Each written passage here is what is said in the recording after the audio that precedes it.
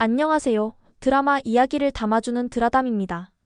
나는 세상에서 제가 제일 웃겨. 나 너무 좋아. 저도 폭삭 속았수다를 볼 수 있어 너무 좋았는데요.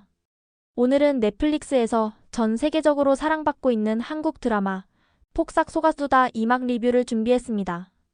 2막까지 보면서 정말 눈물도 나고 웃음도 나고 감정이 롤러코스터를 탄 기분이에요. 여러분은 2막 보셨나요? 아직 안 보셨다면 바로 시작해볼게요. 앞 리뷰에서 소개해드렸던 내용을 이어 허구한 날 닥쳐오는 남편 관식을 무시한 채 부산길 선장은 아랑곳하지 않고 일을 시켜 애순이 달려가 물리쳐 주었던 이야기가 있었는데요. 그로 인해 배질이 끊겨버려 생활이 어려워진 애순과 관식네. 걱정을 왜 해? 내가 벌면 되지. 그러나 만삭인 애순이를 일하게 둘 관식이가 아니죠. 애순의 위로에도 불구하고 관식은 시무룩하기만 해요.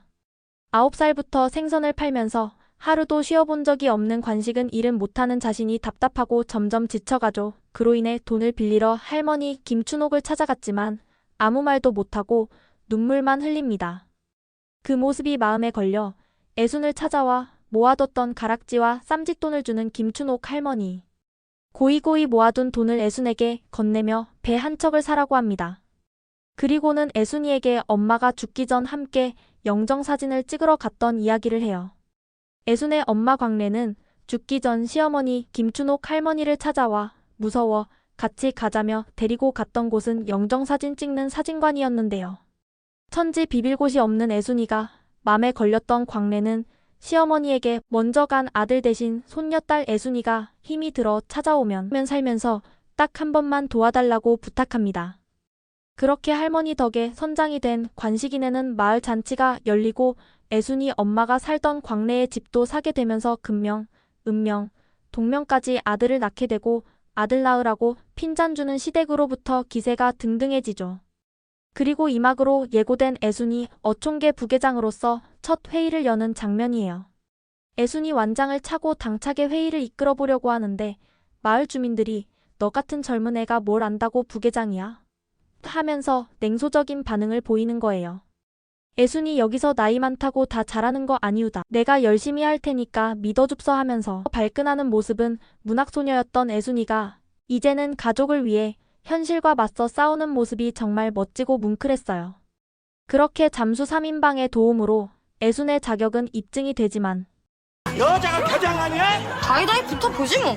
먼저 당선된 부산길이 반대에 나서고 다이다이 붙어보자는 애순의 말에 계장을 뺏길까 위협을 느끼며 결국 애순을 투표 없이 부계장으로 받아들이게 됩니다. 그렇게 도동리 처음으로 여자 부계장이 된 애순.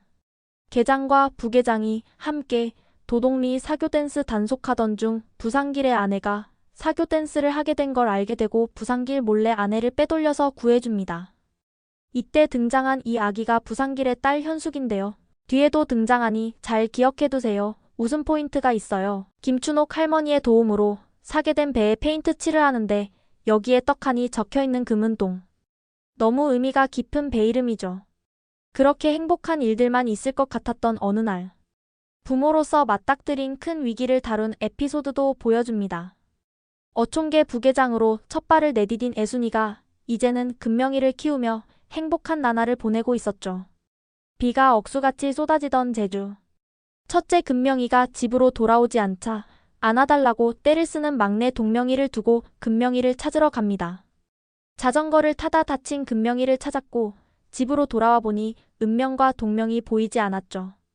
해녀 할망들이 은명이는 찾아오지만 동명이는 보이지 않고 동네 사람들과 함께 찾아 나서지만 모든 사람들의 간절한 바람에도 동명이는 태풍에 휩쓸려 차가운 몸으로 돌아오며 애순과 관식에게는 너무 잔인한 여름이었습니다.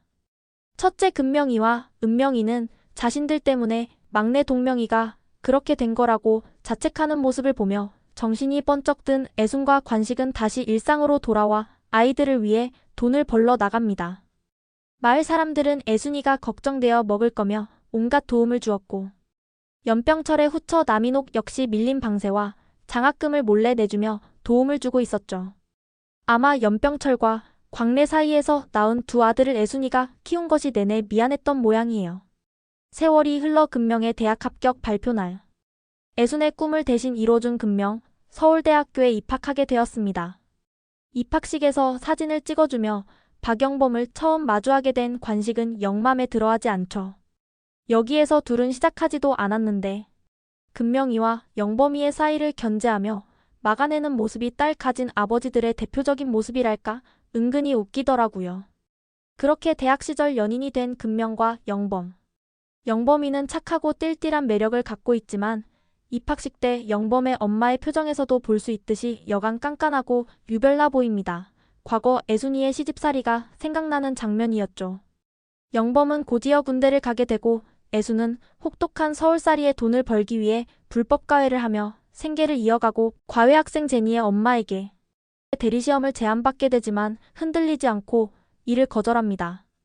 하지만 거절의 대가는 혹독했죠.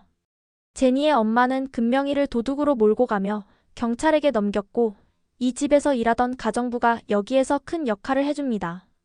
과거 애순과 관식이 부산으로 가출을 했을 때 젊은 여자를 도와준 적이 있는데 그 사람이 이 가정부였고 그때 찐 빚을 여기에서 갚아주며 도둑 누명을 벗게 되었습니다. 잠깐 웃긴 장면이 나오는데요. 앞에서 언급했던 부산길의 딸 꼬마 아가씨 현숙이가 커서 애순의 아들 은명과 만나는 사이로 나왔어요. 부산길이 알면 거품을 물고 쓰러질 장면이죠. 다시 현 시점으로 돌아와 서울의 팍팍함에 집으로 연락을 하지만 애순에게 이를 말하지는 못하고 아프면서도 자신의 뒷바라지를 위해 계속 좌판을 여는 애순에게 괜히 짜증을 더 내고 말죠. 애순과의 통화로 아빠가 자신을 보러 서울로 왔다는 말을 듣고 부랴부랴 아빠가 있는 곳으로 가고 언제부터 기다린 줄도 모르는 관식을 보며 눈물을 흘립니다. 아빠 관식에게 아르바이트도 그만두었고 기숙사도 떨어졌고 장학금도 떨어졌고 유학도 뽑혔지만 포기했다며 죄책감이 발목을 잡는다고 괜한 투정을 부리면서 울고 맙니다. 관식의 마음은 찢어질 듯 아팠지만 잘했다며 다해. 아버지 여기 있잖아 라고 지원해주겠다고 하죠. 이 말을 하면서도 짬뽕 그릇에서 금명이에게 줄 오징어를 건져내는 디테일 또 마음이 찡하더라고요. 이후 금명이 유학을 안 가고 싶어서가 아닌 형편 때문에 못 가는 것을 알게 되자 애순과 관식은 애순의 엄마가 살던 정이 깃든 광래의 집을 팔고 유학비를 마련해 유학을 보내줍니다. 여기까지 2막 리뷰예요. 이번 2막에서는 단순 로맨스가 아닌 부모와 자식 간의 마음이 더 간절히 전달되는 회차였고 관식은 나이가 들어서도 여전히 무새 같은 강직한 모습이 너무나 멋진 아버지의 모습이었어요. 8회 마지막에서는 금명이가 결혼하는 모습이 잠깐 나왔는데 결혼 상대가 영범이인지 아니면 제3자인지 궁금증을 자아내는데요. 개인적으로는 영범의 엄마가 너무 유별나 보여서 영범이랑은 결혼 반대입니다. 이제 도독리를 떠나 서울로 향하는 애순, 관식, 금명.